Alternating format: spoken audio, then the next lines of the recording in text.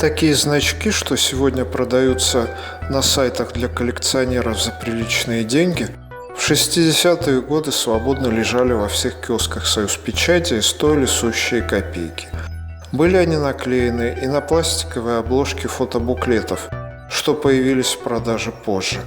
Черно-белые фото, склеенные гармошкой, рассказывали о героях космоса, которые после приземления побывали в Караганде. Через 2 года после полета Юрия Гагарина в космос отправилась первая женщина. Летом 1963 года близ Караганды совершил посадку космический корабль «Восток-6», пилотируемый Валентиной Терешковой. Это было грандиозное событие. Карагандинцы выстроились живым коридором от аэропорта до самой гостиницы. Позже Терешкова приветствовала жителей угольной столицы с балкона гостиницы. Символично, что гостиница называется космическим позывным Валентины Терешковой «Чайка». Такое же название получила и гостиница в Темиртау. Символ «Чайки» стал в те годы неимоверно популярным и был изображен даже на въезде в наш город под табличкой с его названием. Наверное, символично, что здесь вырос первый казахский космонавт Тохтар Аубакиров. Темиртау – это мое детство, это моя юность. Вместе с Темиртау, как городом, я родился и вырос. Вырос здесь, вот на этих землях. И как все детское, юношеское, оно мне дорого. Темиртау мне вспоминается как город, который дал мне путевку в жизнь.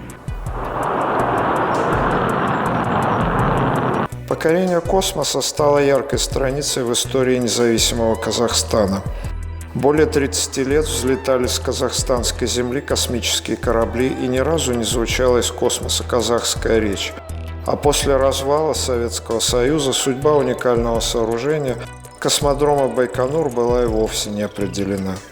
Решение подсказала сама жизнь. Всего за 4 месяца был подготовлен к полету в космос первый казахстанский космонавт Тохтар Аубакиров. Политики тогда продумали систему эксплуатации Байконура Россией и Казахстаном вместе. Мало кто знает, что только после продолжительной беседы с первым президентом Казахстана дал свое согласие на полет в космос летчик-испытатель знаменитой фирмы Микояна, герой Советского Союза Тохтар Аубакиров. Так дорого ему было его дело, его самолеты МиГи, 20 лет работы, испытаний, беспосадочные перелеты, дозаправка в воздухе, посадка на авианосец Тбилиси. За все это ему было присвоено звание Героя Советского Союза. Но, видимо, в жизни все надо испытать. Тем более, что от полета в космос во многом зависела судьба Байконура. И он дал свое согласие.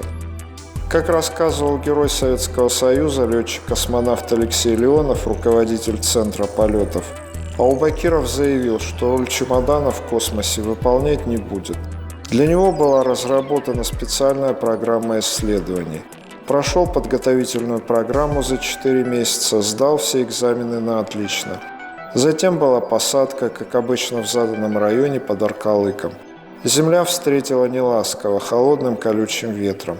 Этого нельзя было сказать о людях. Была теплая, радостная встреча.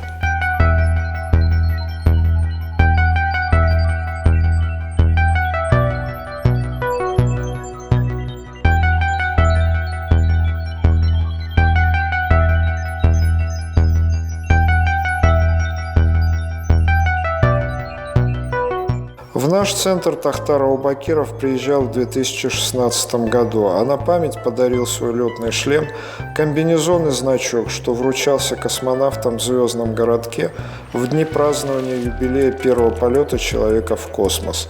Все это можно увидеть в первом экспозиционном зале.